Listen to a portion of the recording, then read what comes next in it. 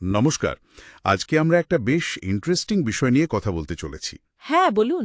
ভারতীয় সিনেমায় পর্দায় নারীদের যেভাবে দেখানো হয়েছে সেটা সময়ের সাথে সাথে কিভাবে পাল্টেছে। ও, খুব গুরুত্বপূর্ণ একটা আলোচনা।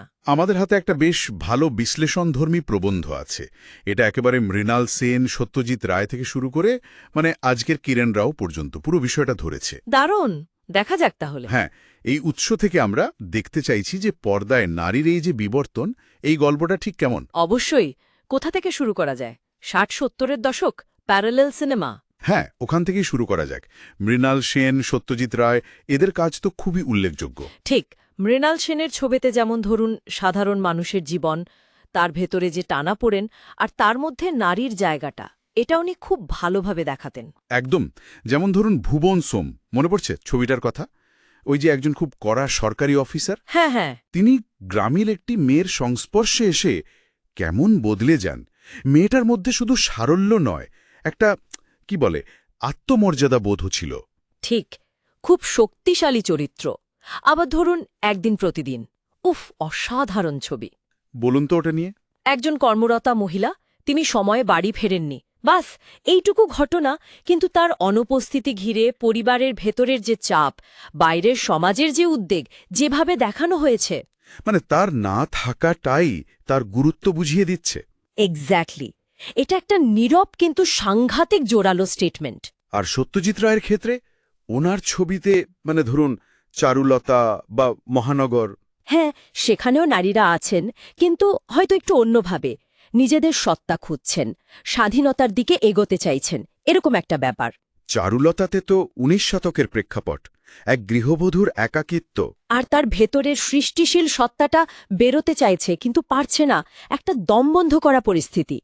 আবার নিষিদ্ধ সম্পর্কের দিকেও মন টানছে, মনস্তত্ত্বের দিকটা খুব গভীর। আর মহানগরের আরতি, সে তো একেবারে অন্যরকম। সম্পূর্ণ অন্যরকম। সে চাকরির জগতে পা রাখছে সংসারের প্রয়োজনে, কিন্তু তারপর ধীরে ধীরে সে আর্থিক স্বাধীনতা পাচ্ছে, বাইরের জগৎ চিনছে, নিজের আত্মবিশ্বাস খুঁজে পাচ্ছে। তখনকার দিনে দাঁড়িয়ে এটা ভাবাটাও তো বিরাট ব্যাপার ছিল। তার মোটের উপর এই সময় ছবিতে নারীরা হয়তো সরাসরি প্রতিবাদ করছেন না, বিপ্লব করছেন না। না, সেভাবে নয়। কিন্তু ওই যে সামাজিক বা পারিবারিক যে কাঠামো, তার ভেতরে থেকেই যেন নিজেদের নিয়ে প্রশ্ন তুলছেন, নিজেদের ইচ্ছে, আকাঙ্ক্ষা বা সীমাবদ্ধতাগুলো নিয়ে ভাবছেন। লড়াইটা কি ভেতরে ভেতরে চলছে? ঠিক ধরেছেন। লড়াইটা মূলত ভেতরের, মনস্তাত্ত্বিক, অনেক সময় নীরব। তারা পরিস্থিতির শিকার, কিন্তু সেই পরিস্থিতিকে বুঝতে চাইছেন, তার মধ্যে নিজেদের একটা স্পেস তৈরি করতে চাইছেন। চরিত্রগুলো খুব জটিল, সাদা কালো নয়। আচ্ছা, এবার যদি এক লাফে অনেকটা এগিয়ে আসি আজকের সময়, কিরণ রাওয়ের যে ছবিটা খুব সাড়া ফেলল, লাপাতা লেডিজ। ও হ্যাঁ, দারুণ একটা ছবি। দেখতে বেশ হালকা চালের, মজার, কিন্তু আমার মনে হয়েছে ভেতরে বেশ গভীর কিছু কথা আছে। ঠিক তাই। এই যে বিবর্তনের কথা আমরা বলছি, তার একটা চমৎকার উদাহরণ হল লাপাতা লেডিজ। কিভাবে? দেখুন, ওখানে ফুলকুমারী আর জয়া দুজন নারী, একেবারে ভিন্ন পরিবেশ, ভিন্ন মানসিকতা, ঘটনাচক্রে হারিয়ে যায়, অদলবদল হয়ে যায়। হ্যাঁ, ট্রেনের গণ্ডগোলে। আর তারপর এই হারিয়ে যাওয়াটাই যেন তাদের নিজেদের নতুন করে খুঁজে পাওয়ার সুযোগ করে দেয়। একজন খুব সরল, অন্যজন বেশ বাস্তববাদী, কিন্তু দুজনেই নিজেদের শক্তি, আত্মবিশ্বাস খুঁজে পায়। স্বাধীনতার একটা নতুন তৈরি হয় তাদের কাছে। এটাই ইন্টারেস্টিং। এখানে কিন্তু তারা শুধু পরিস্থিতির শিকার হয়ে বসে থাকছে না। একদম না। বরং ওই পরিস্থিতিটাই যেন তাদের এগিয়ে দিচ্ছে। ফুল নতুন জিনিস শিখছে, জয়া তার নিজের স্বপ্ন পূরণের পথে এগোচ্ছে। এটা কি তাহলে সমাজের যে বদলটা হচ্ছে তারই একটা প্রতিফলন? নারীরা এখন অনেক বেশি সক্রিয়। অল্প নয়, এটা বৃহত্তর সমাজের কথাও বলছে।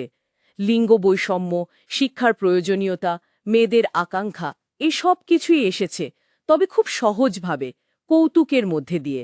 আগের যুগের ছবির মতো এখানে সংগ্রামটা শুধু ভেতরের বা নীরব নয়, বরং বেশ প্রকাশ্য, সক্রিয়। হ্যাঁ, তারা নিজেরা উদ্যোগ নিচ্ছে, নিজেদের ভাগ্য বদলাতে চাইছে। তাহলে যদি একটু তুলনা করি এই দুটো সময়ের, সেন বা রায়ের ছবির নারীরা যেখানে ওই কাঠামোয় আটকে থেকেই নিজেদের খুঁজছিলেন, সেখানে কিরণ রাওয়ের নারীরা যেন সেই কাঠামোটাকেই চ্যালেঞ্জ করছেন, ভেঙে বেরিয়ে আসতে চাইছেন। তারাই যেন পরিবর্তনের কারিগর হয়ে উঠছেন। এই মূল পার্থক্যটা কিভাবে দেখছেন? এটাই তো সবচেয়ে জরুরি পয়েন্ট। সেন বা রায়ের নারীরা ছিলেন তাদের সময়ের দর্পণ। একটা নির্দিষ্ট গণ্ডির মধ্যে থেকেই তারা মুক্তির পথ খুঁজছিলেন। হয়তো সেই মুক্তিটা মানসিক।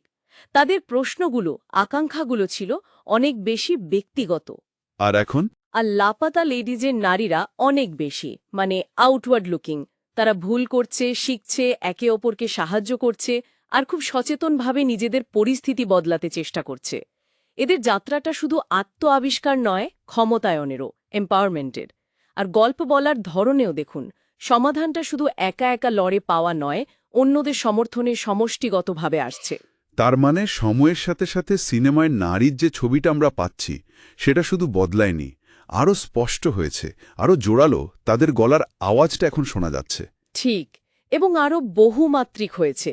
মানে ৬০-৭০-এর দশকের ওই মনস্তাত্ত্বিক গভীরতাটা যেমন মূল্যবান, তেমনি আজকের এই সক্রিয় প্রতিবাদের ছবিটাও খুব জরুরি।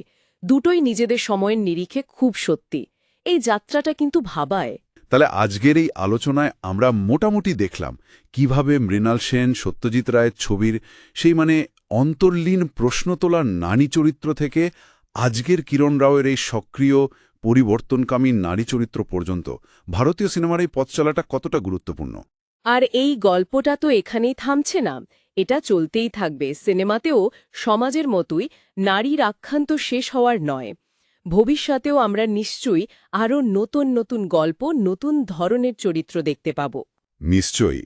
আর এখানে হয়তো দর্শকদের জন্য একটা ছোট্ট ভাবনার জায়গা রেখে দেওয়া যায়। হ্যাঁ, বলুন। আমরা তো সিনেমার কয়েকটা উদাহরণ নিয়ে কথা বললাম, কিন্তু এখনকার অন্যান্য মাধ্যমগুলো, ধরুন ওটিটি প্ল্যাটফর্মের ওয়েব সিরিজ বা বিজ্ঞাপন, এমনকি সোশ্যাল মিডিয়া, সেখানে নারীর এই যে পরিবর্তনশীল ভূমিকা, সেটা কিভাবে আসছে? সেই ছবিগুলো কি সিনেমার এই যাত্রার সাথে মিলছে, নাকি সেখানে আবার অন্য কোনো ট্রেন্ড দেখছি আমরা? এটাও কিন্তু ভেবে দেখার মতো। খুবই প্রাসঙ্গিক প্রশ্ন। এটা নিয়ে অবশ্যই আরও আলোচনা হতে পারে।